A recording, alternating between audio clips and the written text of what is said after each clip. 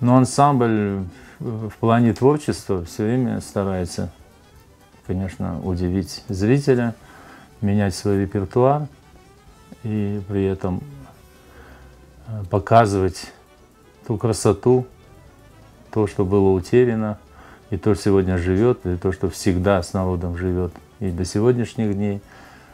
Это очень ценно, я думаю, самое ценное это.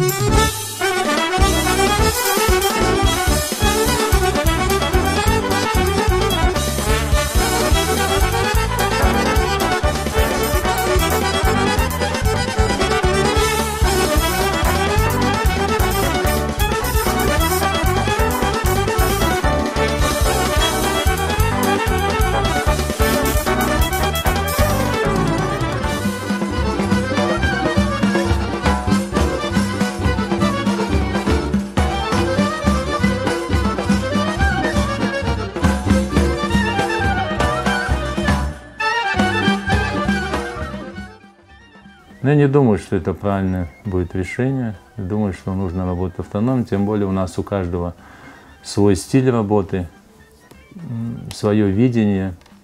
Ну, то есть мы как ансамбли разные по жанру.